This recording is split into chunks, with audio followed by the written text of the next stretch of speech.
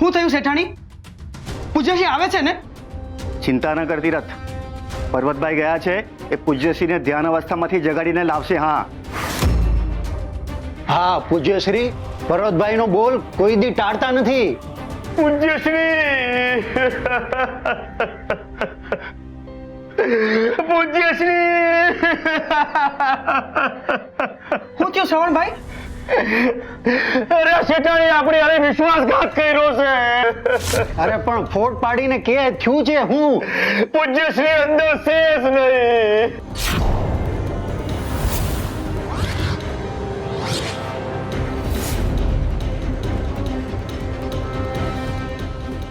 પૂજ્યશ્રી ધ્યાન અવસ્થામાં છે, ધ્યાન અવસ્થામાં છે એવું કઈ કઈને આપણને બધાને મળવા ન દીધા. અરે આ શેઠાણી આપણને અંધાને છેતર્યા છે. તમે એવું કયા આધારે કહી રહ્યા છો કે તરવણી બેને છેતર્યા છે? એ તો બોલતો જ નહીં હવે. તું આ શેઠાણી હારે મળેલો છે. તે જ પર્વત કાકાને ઓરડીમાં ગોંધી રાખ્યા હતા ને આ શેઠાણીએ બહારથી ઓરડીનો દરવાજો બંધ કરી દીધો ને તું તારી ઘરવાળી ભૂખે ન મરો ને એટલે શેઠાણી રોજ તમને ખાવાનું લાવીને આપતા હતા. આ અંધી યોજના આ શેઠાણીની છે. શેઠાણી પૂજ્યશ્રી ક્યાં છે?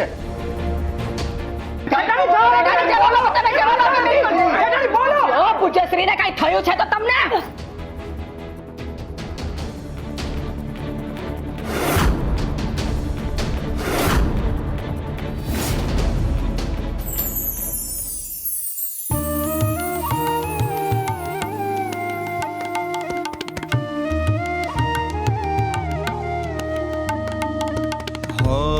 सत्य सूरज सरीखूं असत्य भस्म थाशे रे नाम हरिનું હોઠે લઈએ અસત્ય ઓગળી જાશે રે રાધે કૃષ્ણ કૃષ્ણ રાધે કૃષ્ણ કૃષ્ણ ભજીએ રે રાધે કૃષ્ણ કૃષ્ણ રાધે કૃષ્ણ કૃષ્ણ ભજીએ રે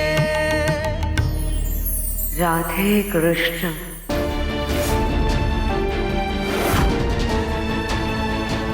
પૂજ્યશ્રી બધું જ જાણે છે.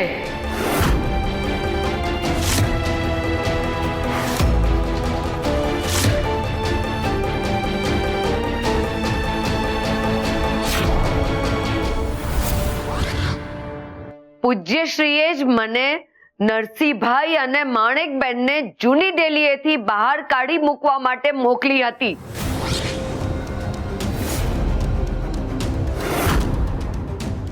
મેં ત્યાં જઈને જોયું તો ત્યાં પર્વતભાઈ હાજર હતા. એમની હાલત ખૂબ જ ખરાબ હતી. એ કોઈને ઓળખી શકતા નહોતા. એમને જોઈને મને બહુ જ દુઃખ થયું. એ મને પણ નહોતા ઓળખી શક્યા. ઘરે આવીને મેં પૂજ્યશ્રીને બધી વાત કરી. એમનું વર્તન જોઈને મને ખબર જ ન પડી કે પર્વતભાઈના આવવાથી એ ખુશ થયા કે દુખી. પર્વતભાઈ પાછા આવી ગયા છે એ ગામવાળાઓને જાણ ના થાય એ માટે થઈને એમણે મને નરસિંહભાઈ અને માણેકબેનને ડેલીએ જ રોકી રાખવા કહ્યું.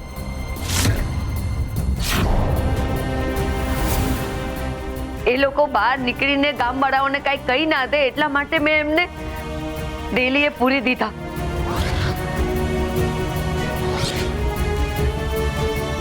પણ ત્યાં શ્રવણભાઈ આવ્યા એટલે હું ત્યાં પહેરો ભરવા લાગી. હું આ બધું પૂજ્યશ્રીના કહેવા પર જ કરતી હતી. મેં એમને કહ્યું પણ ખરું કે તમારા મોટા ભાઈ આવ્યા છે, તમે એમને મળવા નહીં જાઓ. તો એમણે મને કોઈ જવાબ ના આપ્યો.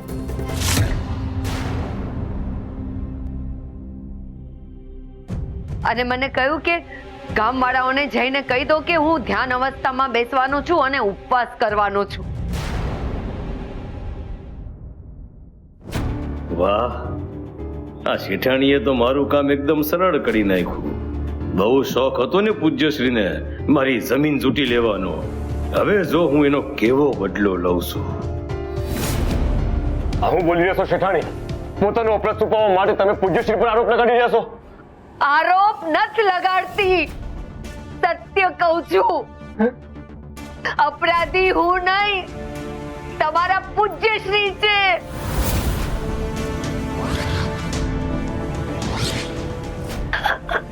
અમને તમારી પર જરાય વિશ્વાસ નથી રહ્યો શેઠાણી. તમે જ કંઈક કર્યું છે અમારા પૂજ્યશ્રી હારે. એટલે જ એમને અપરાધી ઘોષિત કરી રહ્યા છો. સાચું કહો, ક્યાં છે અમારા પૂજ્યશ્રી? બોલો બોલો, કાંઈક તો બોલો. ક્યાં છે પૂજ્યશ્રી? જણાવતા કેમ નથી? તમારો પૂજ્યશ્રી ભાગી ગયો છે.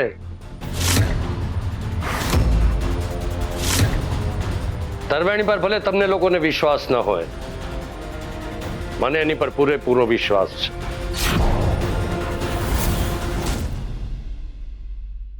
કારણ કે જે સત્ય તમારી સામે મૂકવામાં આવ્યું છે શિવા દ્વારા, એનું પોતાનું છે.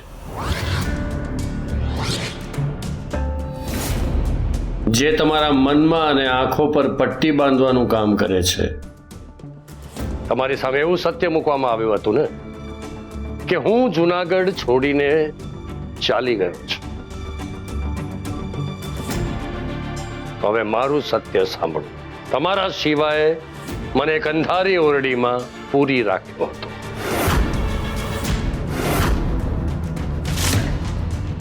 અત્યાર પૂરતું આટલું સત્ય તમારે જાણવું જરૂરી છે. બાકીનું સત્ય શિવા આવશે ત્યારે તમારી સામે એને હું ખાડો પાડીશ. કારણ કે મારે 5 વર્ષનો હિસાબ લેવાનો છે. બધી વાત તમારી સામે કરીને મારું લોહી મારે ઠારવું નથી.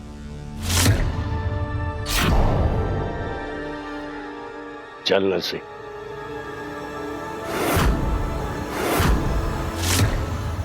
આવું શું મેં હાથું બોલી ગયા?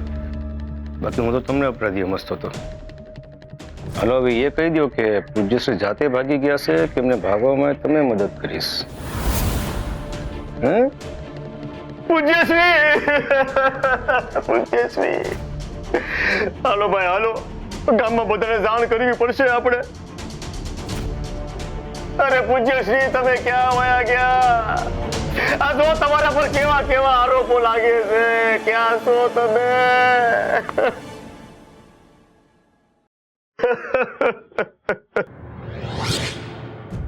પૂજ્યશ્રીને આવા નહોતા ધાર્યા. એમના માટે જેટલું માન હતું હંધુય ઉતરી ગયું. હાલો હાલો હાલો.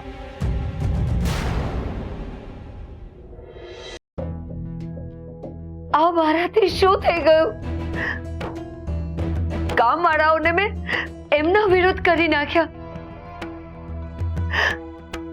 મારામાં આટલી હિંમત આવી ક્યાંથી?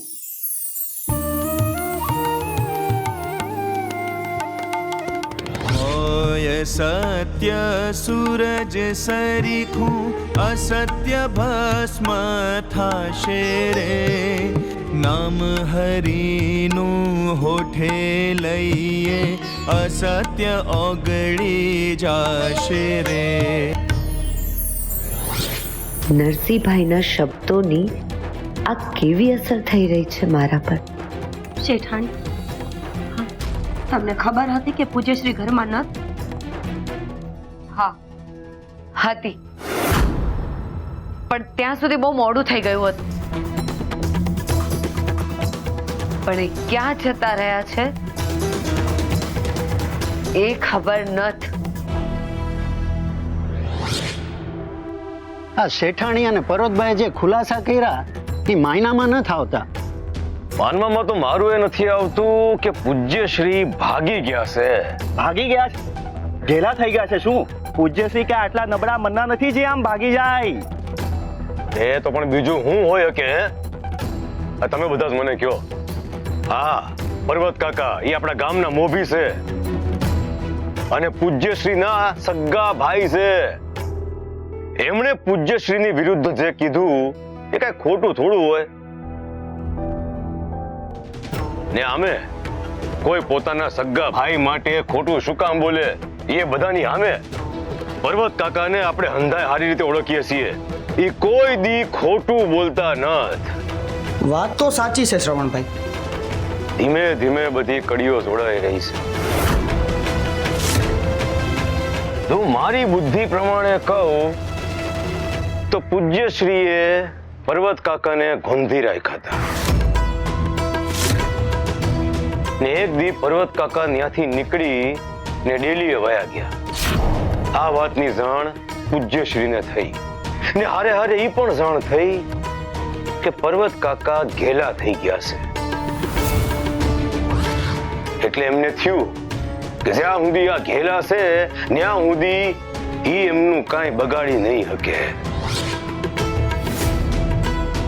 લોકોને ખબર ન પડે એટલા માટે પૂજ્યશ્રીએ શેઠાણીને પેરો ભરવા માટે ડેલીએ બેહાડી દીધા. એક દી એમને અચાનક ખબર પડી કે પર્વત કાકા હાજા થઈ ગયા છે. હવે પૂજ્યશ્રી બરાબરના ભેરવાણા. હું કરવું હું ન કરવું કાંઈ ખબર ન પડી. એમના માટે ગામમાં રહેવું જોખમકારક થઈ ગયું હતું. એટલા માટે એ ગામ છોડીને ભાગી ગયા. બસ આટલી જ વાત છે.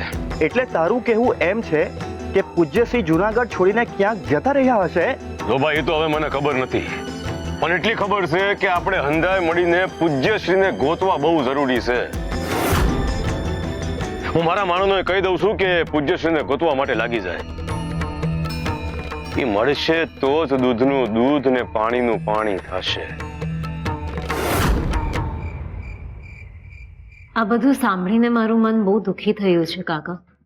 પારકા કરતા જ્યારે પોતાના દુઃખ આપે તો એની પીડા બમણી હોય છે. તમારો સગ્ગુભાઈ તમારી સાથે આવું કરે એનાથી તમને કેટલું દુઃખ થયું હશે એ અમે સમજી શકીએ છીએ. સગ્ગોભાઈ? શિવા મારો સગ્ગો ભાઈ નથી.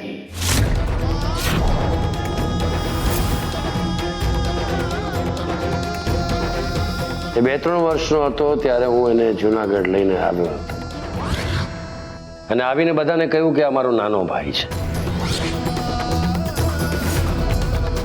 એટલે અત્યારે જુનાગઢમાં કોઈને ખબર નથી કે શિવા સાથે મારે લોહીના સંબંધ નથી. ખુદ શિવાને પણ નહીં. પણ શિવાભાઈને તો એમ જ ખબર છે ને કે તમારો અને એમનો લોહીનો સંબંધ છે. તો પણ એમણે તમારી સાથે આવી ક્રૂરતા કરી. એમનો જીવ કેવી રીતે ચાલ્યો હશે તમને સાંકળેથી બાંધતા? જે પોતે લાગણીમાં બંધાઈ ન શક્યો એણે મને સાંકળેથી બાંધ્યો. મારા જીવનનું આ જ એક સત્ય છે જે હું નકારી નથી શકતો. કદાચ શિવાભાઈને તમારી બીક લાગી હશે એટલે જ જુનાગઢ છોડીને ભાગી ગયા હશે. ના, શિવા જુનાગઢ છોડીને ક્યાંય જઈ જ નહીં શકે. એ જુનાગઢમાં જ કશે હશે. પૂજ્યશ્રીને શોધતા શોધતા તો હાંસ પડી ગઈ, પણ તો એ પૂજ્યશ્રીને ક્યાંય ભાટ ન મળી. મને લાગે છે કે પૂજ્યશ્રી જુનાગઢમાં હશે જ નહીં. તો પછી આપણે એમને જુનાગઢમાં શું લેવા ગોતીએ છીએ શ્રવણભાઈ? આજુબાજુ ગામમાં તપાસ કરવી જોઈએ. આજુબાજુના ગામમાં જઈને ટાંકીની કઢી કરવી છે હે? અરે આ જુનાગઢ જ એટલું બધું મોટું છે ને કે એમને શોધતા શોધતા વાર ધોળા થઈ જાય. તારી વાતો પરથી એવું લાગે છે કે પૂજ્યશ્રીને શોધવાની તારી દાનત જ નથી.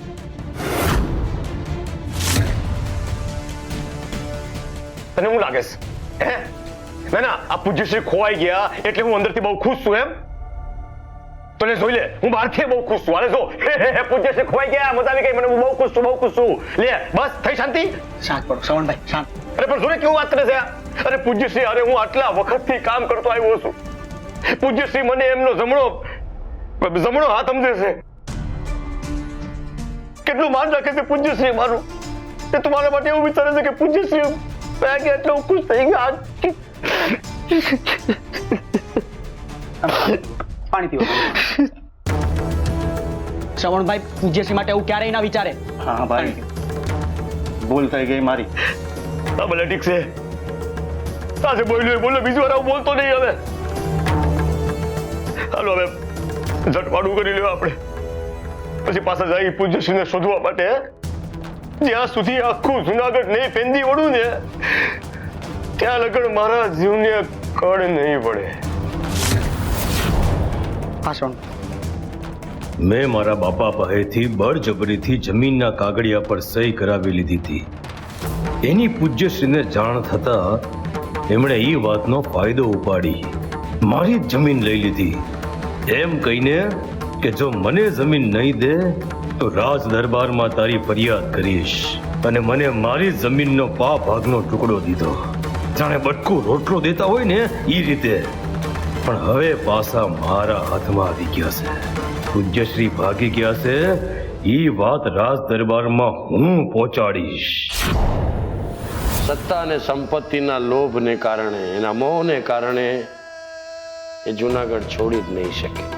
તો એ જૂનાગઢમાં ક્યાં હોઈ શકે?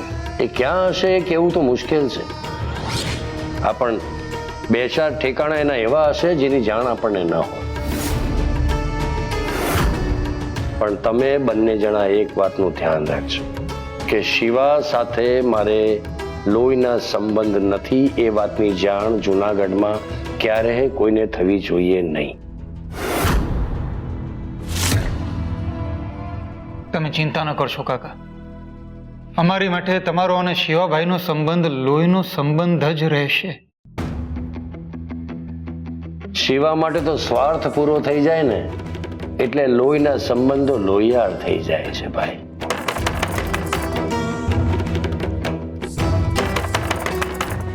ખુલ્લું જ છે, અંદર આવો.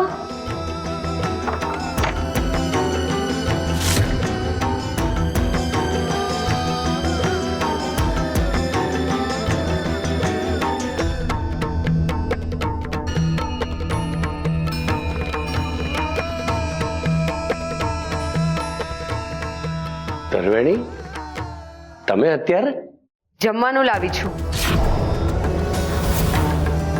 અને આ પોટલામાં કપડાં અને વાસણ છે. પર્વત કાકાની સેવા અમે પણ કરી જ શકીએ છીએ. તમે ખાલી એટલું કહી દો કે શિવાભાઈ ક્યાં છે.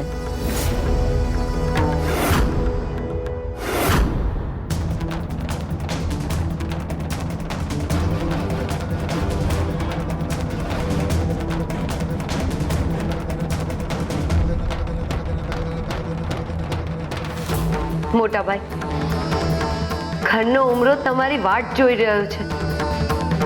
પાછા ફરો. ઉમરાના સાથિયા તો ભૂસાઈ ગયા છે ધર્વેણી. અને પાછા તો ત્યાં ફરાય જ્યાં પોતિકાની હૂંફ અને લાગણી ભર્યા ઉમળકાઓ.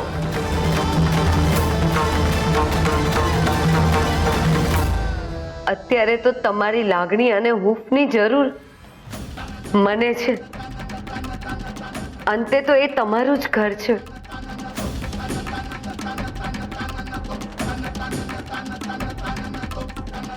મોટા ભાઈ, ફરો ને પાછા. એ ઘર મારું ક્યારે પહેલા પણ હતું જ નહીં. મારું ઘર તો આ જૂની ડેલી છે. અને આ મારો ભત્રીજો ને વહુ મારા પોતિકા, અને એમની લાગણી મને શાતા આપે છે. તો અમે તમારા કાંઈ જ નથી મોટા ભાઈ. તમને તકલીફમાં જોઈને ખરેખર મને બહુ જ દુઃખ થાય છે. આટલું જ દુઃખ થતું હોય તો પછી કહો નહીં કે શિવાભાઈ ક્યાં છે.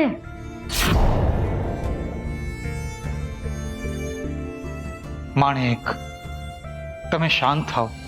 મેં તમને કહ્યું હતું ને, વ્યક્તિ જેવી દેખાતી હોય છે એવી હોતી નથી. તો પછી આમણે જેવા હોય એવા જ રહીને જીવવું જોઈએ. તો જીવનના ઘણા બધા દુઃખ ઓછા થઈ જશે.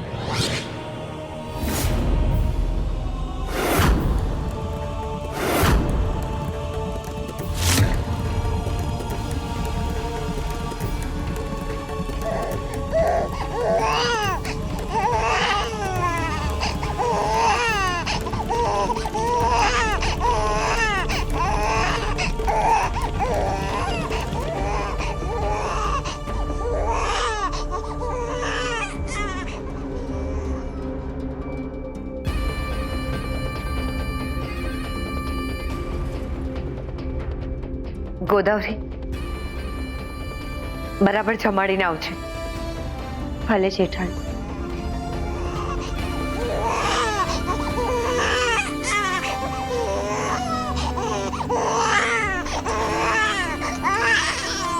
અમુક લોકોના પડછાયા પણ ઘરમાં ભયાનક હોય છે. નકારાત્મક ઉર્જા ભરી દે છે.